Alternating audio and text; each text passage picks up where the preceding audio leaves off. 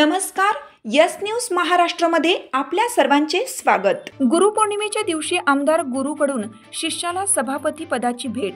कल्याण कृषी उत्पन्न बाजार समितीच्या सभापतीपदी रवींद्र घोडविंदे। आपल्या देशात गुरु शिष्यांची मोठी व ऐतिहासिक परंपरा आहे।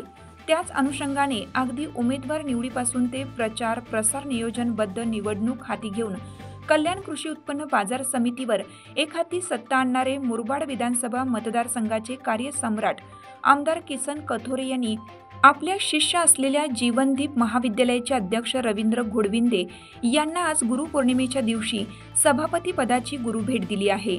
तर उपसभापतीपदी जालिंदर पाटील यांची बिनविरोध निवड झाली आहे।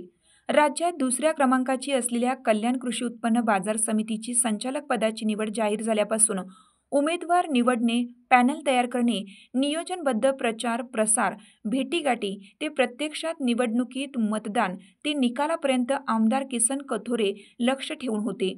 या निवडणुकीत महायुतीची एक हाती सत्ता आली, त्यामुळे सभापती कोण होणार याकडे सर्वांचं लक्ष लागलं होतं।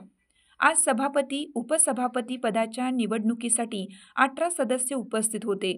यामध्ये रवींद्र नारायण घोडविंदे, कपिल थळे, भरत गोंधळे, योगेश धुमाळ, अरुण पाटील, जालिंदर पाटील, विद्या पाटील, शारदा पाटील, वसंत लोणी, रवींद्र आव्हाड, नरेश सुरोशी, रवींद्र भोईर, किशोर वाडेकर, विजय सुरोशी, काशीनाथ नरवडे, गिरीश पाटील व शंकर आव्हाड यांचा समावेश होता। त्यामुळे ही निवडणूक जवळपास बिनविरोध होणार हे निश्चित होतं। अपेक्षेप्रमाणे आमदार किसन कथोरे यांचे एकनिष्ठ व विश्वासू तसेच शैक्षणिक क्षेत्रात आपला वेगळा ठसा उमटवलेले जीवनदीप महाविद्यालयाचे अध्यक्ष रवींद्र घोडविंदे यांची सभापती तर उपसभापतीपदी जालिंदर पाटील यांची बिनविरोध निवड करण्यात आली। त्यामुळे त्यांना शुभेच्छा देण्यासाठी कल्याण परिसरातून लोकांची रीघ लागली होती। यस न्यूज महाराष्ट्रासाठी संजय कांबळे, सहसंपादक। सभापती उपसभापतीसाठी निवडणूक झाली। या निवडणुकीमध्ये महायुतीचे आम्ही सर्व पदाधिकारी संचालक निवडून आलो होतो।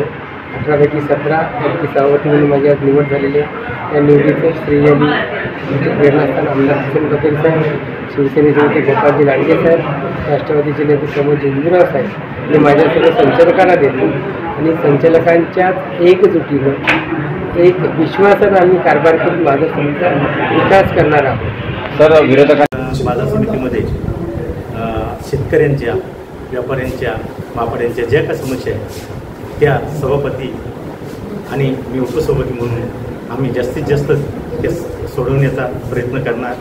आमच्या नेत्याने आम्हाला पहिल्यांदाच याचं सूचित केलेलं आहे की पहिल्यांदा तुम्ही या खुर्चीवर बसल्यानंतर पहिल्यांदा शेतकऱ्यांच्या, व्यापाऱ्यांच्या, मापाड्यांच्या ज्या काही समस्या असतील, इथल्या काही रस्त्यांच्या समस्या असतील त्या पहिल्यांदा त्यांचं निराकरण करायचं। त्यासाठी जे काही मदत लागेल ते सर्व आमचे युतीचे नेते आम्हाला मदत करण्यास तयार आहे। तुमची साथ आमची। यस न्यूज महाराष्ट्र चॅनलला लाईक करा व सबस्क्राईब करायला विसरू नका।